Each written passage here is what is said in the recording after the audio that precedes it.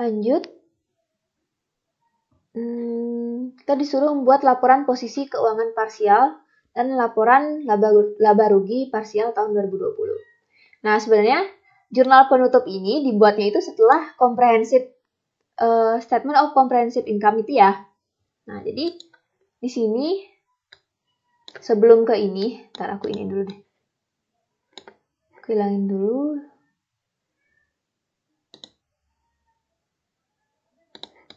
Nah, sebelum ke jurnal penutup, seharusnya kita buat income statement dulu nih. Income statement dulu. Nah, untuk yang income statement-nya itu terdiri dari ini other income and expense-nya, ada interest revenue sama realized holding gain or loss ini PL. PL ini berarti profit loss ya. Untuk interest revenue-nya bisa kita hitung dari jurnal-jurnal. Interest revenue 2534, kemudian 42635 tambah 8708. Tuh. Kemudian untuk realize-nya ada saldo ini minus karena debit ya, berarti minus 869. Kemudian ada loss on impairment juga. Loss on impairment 19511 tambah 4873. Nah, inilah penyajian di income statement-nya, laporan laba ruginya. Nah, kemudian kalau kita misalnya disuruh untuk menyajikan statement of comprehensive income, berarti itu kan bertambah other comprehensive income-nya ya. Nah, coba nih kita cari saldo UHGL-nya. UHGL OCI-nya. Nah, minus 2755 ini dapat dari mana? Nah, kita cari dari jurnal-jurnal yang sebelum closing. Tuh. Nah, saldo awal ini, yang ini 169 ini bukanlah saldo UHGL-nya gitu. Karena UHGL itu merupakan akun nominal. Kalau akun nominal itu, dia pasti di akhir periode sebelumnya, pasti dia udah ditutup ke AOCI ya. Kalau UHGL OCI pasti dia tutupnya ke AOCI gitu. Nah, jadi saldo UHGL kita yang kita sajikan di other comprehensive income kita itu adalah dari jurnal-jurnal yang ini. Jadi jurnal-jurnal di periode yang sekarang, di tahun 2020, sebelum closing entry gitu. Berarti sebesar 450. Nah, kalau UHGL OCI ini berarti kalau dikredit dia bertambah ya. 450 tambah 869, kemudian minus 4074. Oke. Nah, dapatlah minus 2755. Atau nih, aku udah buat juga. Ini kalau T account-nya mau T account-nya. Jadi ada 2755 di debit, berarti minus 2755. Kemudian ada adjustment for impairment loss-nya. Sebesar berapa? Sebesar ini. 19511 tambah 4873. Oke, nah setelah buat comprehensive income statement, itu sebenarnya runtutannya kayak gitu ya, barulah ke jurnal penutup gitu.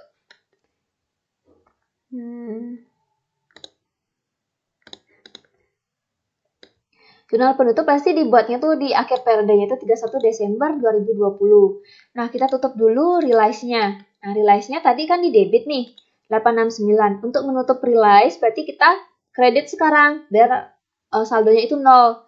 Kita kredit. Nah, ini. Kita kredit, kemudian pasangannya ditutupnya ke retained earning sebesar 869.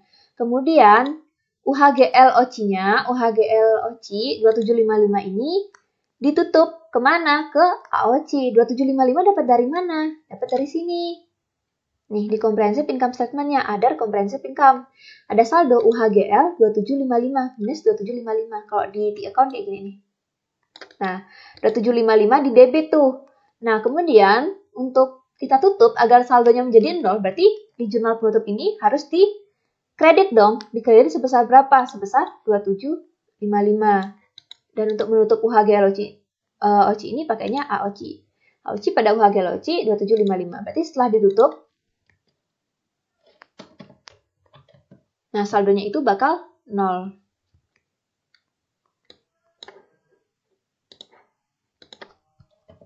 Nah, 0 untuk UHGL OCI-nya.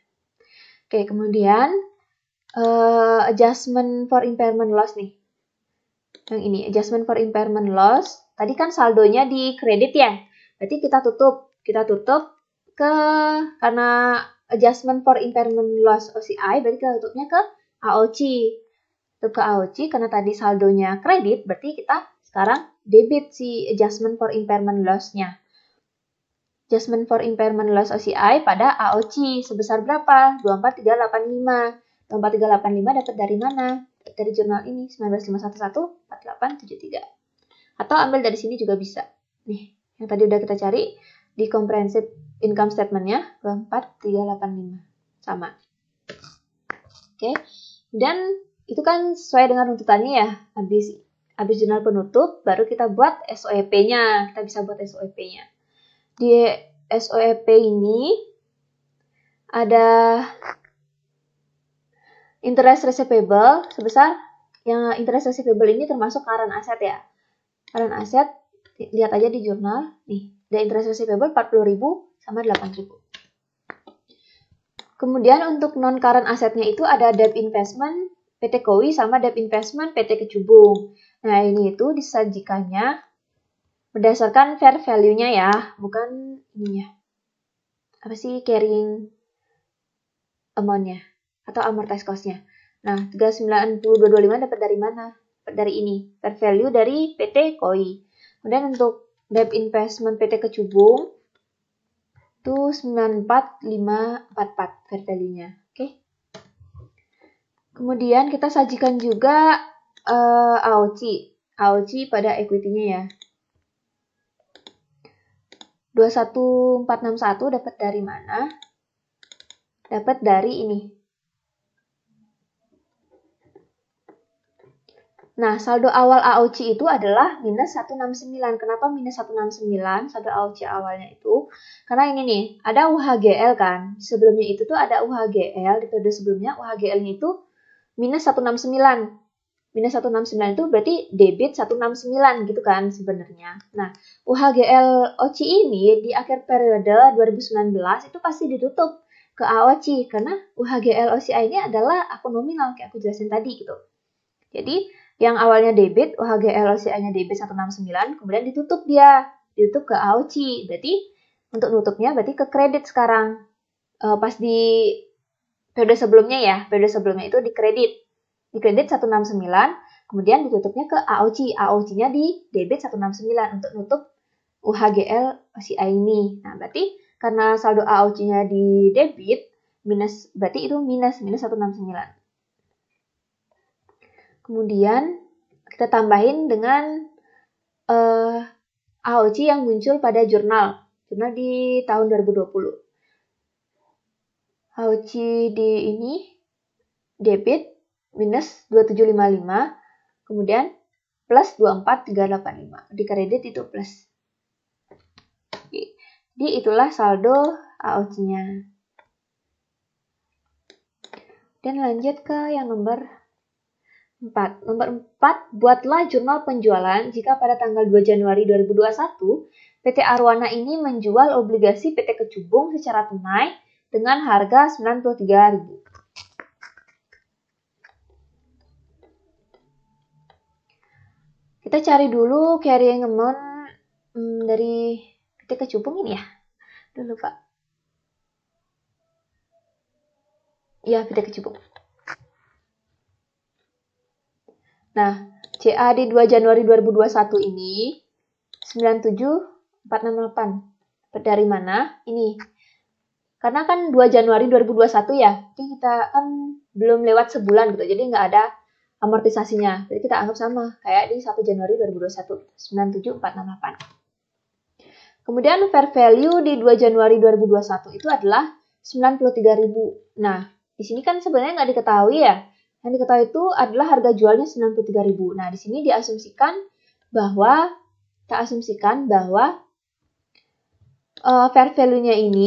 fair value-nya sama dengan harga jualnya gitu. Jadi makanya di sini fair value di 2 Januari 2021 untuk PT Kecubung itu adalah 93.000. Berarti saldo akhir fair value adjustment-nya itu adalah selisihin aja 97468 minus 93.000. Karena fair value lebih kecil daripada carrying amount-nya, berarti saldo akhir fair value adjustment ini 4468 ini adalah di kredit. Oke, lanjut. Kita tadi kan punya saldo awal atas ini ya. PT Kecubung. Nah, yang ini nih. PT Kecubung yang 2924. 2924 ini karena minus, karena fair value-nya lebih kecil daripada amortized cost-nya, berarti 2924 ini di kredit untuk saldo fair value adjustment-nya. Saldo awal FVA-nya adalah 2924 di kredit. Nah, untuk jurnal penyesuaiannya gimana sih dari saldo awal 2924 di kredit menjadi 4468 kredit. Berarti kita kredit aja sisanya. Selisihnya 4468 minus 2924. Di jurnal penyesuaiannya itu ini 1544. Oke.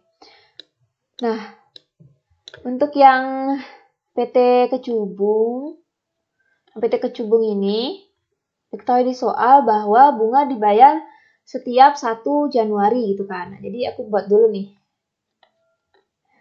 Di 1 Januari 2021 itu menerima pembayaran bunga cash pada interest receivable sebesar 8.000. Nah, dapat dari mana sih interest receivable-nya? Yang ini nih, interest receivable untuk PT Kecubung 8.000. Nah, di 31 Desember 2020 kan cuma mengakui aja tuh. Nah, baru jadi piutang. Nah, sekarang di 1 Januari 2021 kita mendapatkan secara cash-nya. Jadi kita balik aja interest receivable-nya di kredit, kemudian kita dapetin cash gitu, 8.000. Kemudian kita buat saldo penyesuaian atas fair value adjustment-nya. Nah, penyesuaiannya itu fair value adjustment-nya di kredit 1544. Berarti yang di debit adalah UHGL OCI-nya 1544. Kemudian kita buat jurnal atas penjualannya. Nah, kita mendapatkan cash sebesar 93.000. Kemudian yang kita kredit adalah debt investment atas PT Kecubung. Nah, itu 97468. 97468 ini dari CA 2 Januari 2021-nya. Kemudian saldo akhir fair value adjustment kita kan 4468 nih. Ini. Saldo akhirnya 4468 kredit. Berarti itu harus kita tutup. Fair value-nya harus jadi 0 karena kan udah dijual gitu. Nah, berarti untuk menutup ini kita debit FVA-nya 4468. Kemudian kita buat jurnal recycling-nya. Nah, ini jurnal recycling-nya.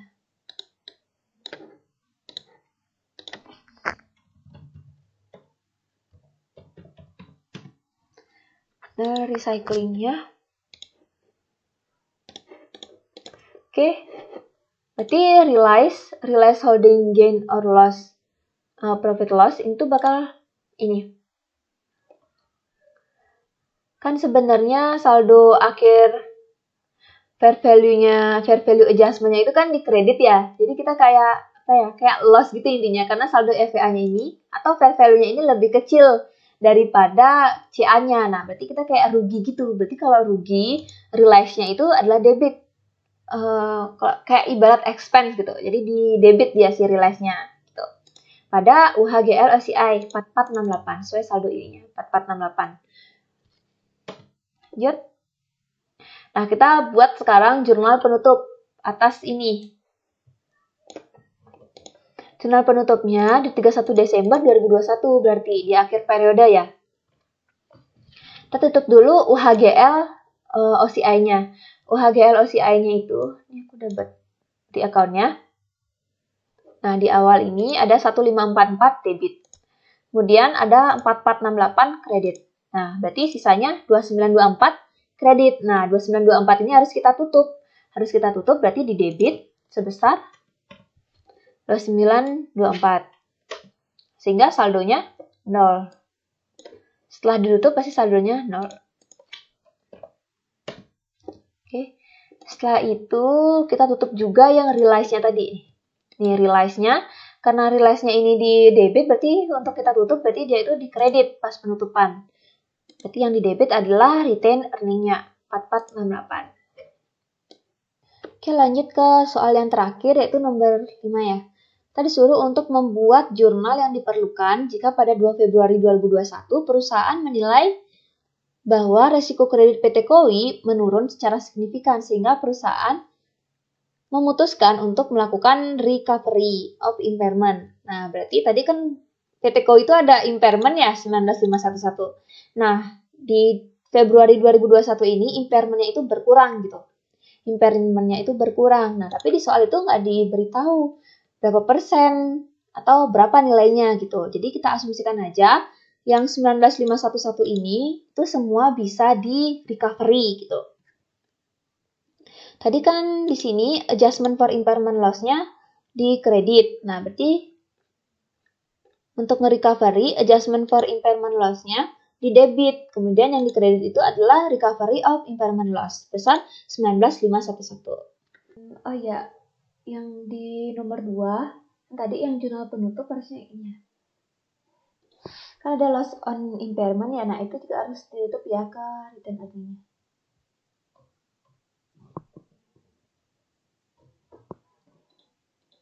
Untuk nutup loss on impairment berarti return earning pada loss on impairment sebesar berapa? Sebesar nih. Tambah 4873. Oke, nah seharusnya yang tadi kan di sini ada interest revenue juga ya. Ini ada interest revenue. Nah, yang seperti udah kita pelajari sebelumnya itu, yang revenue sama expense itu bakal ditutup juga di akhir periode gitu kan. Nah, dulu kita pakai akunnya income summary dulu. Nah, jadi revenue pada income summary. Habis itu kalau yang expense-nya itu berarti ditutupnya income summary pada expense gitu kan. Nah, nanti selisih dari income summary itu barulah ditutup ke return earning kita sebelumnya. Nah, sekarang kalau cuma ada interest revenue, berarti bisa juga langsung sama aja interest revenue-nya kita close, kita tutup ke akun return earning. Sebesar ini 2534 tambah ini 8708. Nah, nilainya sama kayak ini ya. Yang di income statement yang 53877.